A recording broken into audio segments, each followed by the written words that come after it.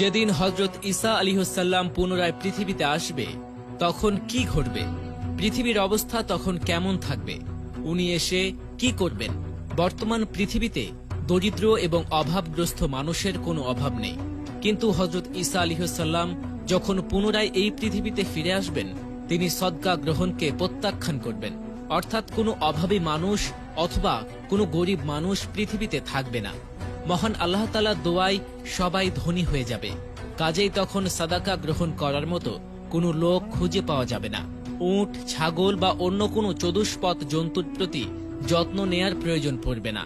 মানুষে মানুষে হিংসা বিদ্বেষ উঠে যাবে, বিষাক্ত সাপেরও বিষ থাকবে না। হাদিসে বর্ণিত হয়েছে ছোট ছোট শিশু বাচ্চারা বিষাক্ত কোবরা সাপের মুখে হাত ঢুকিয়ে দেবে, কিন্তু সাপ শিশু বাচ্চাটাকে কামড় দেবে না।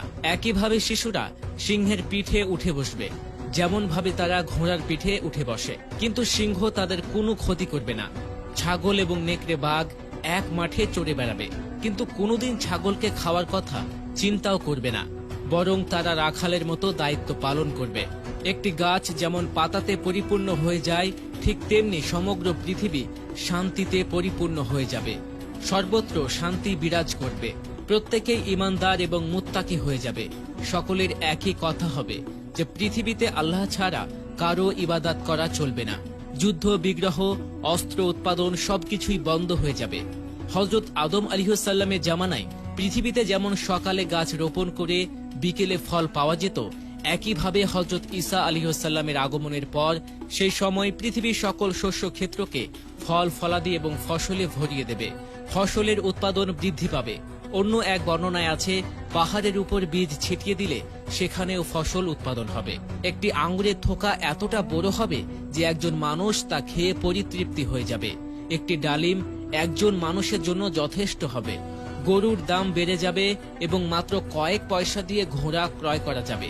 গরুর দাম বাড়া এবং ঘোড়ার দাম কমার কারণ হলো সমস্ত জমি চাষের উপযোগী হয়ে যাবে, তাই গরুর প্রয়োজন হবে বেশি। অপরদিকে যুদ্ধ বিগ্রহ থাকবে না, তাই ঘোড়ার কোনো মূল্যই থাকবে না।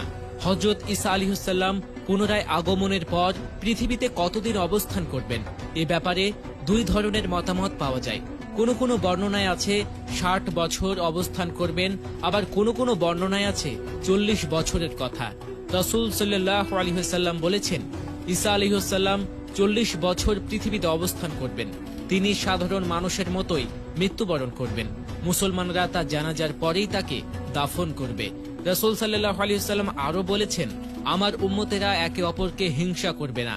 মানুষের হৃদয় থেকে হিংসা বিদ্বেষ উঠে যাবে। সকল মানুষ কালেমা ও ইসলামের উপর একত্রিত হয়ে যাবে। নবী করিম সাল্লাল্লাহু আলাইহি ওয়াসাল্লাম বলেছেন, ঈসা আলাইহিসসালাম আমার উম্মতের মাঝে ন্যায়পরায়ণ শাসক এবং ইনসাফ প্রতিষ্ঠাকারী নেতা হয়ে এই পৃথিবীতে আসবেন।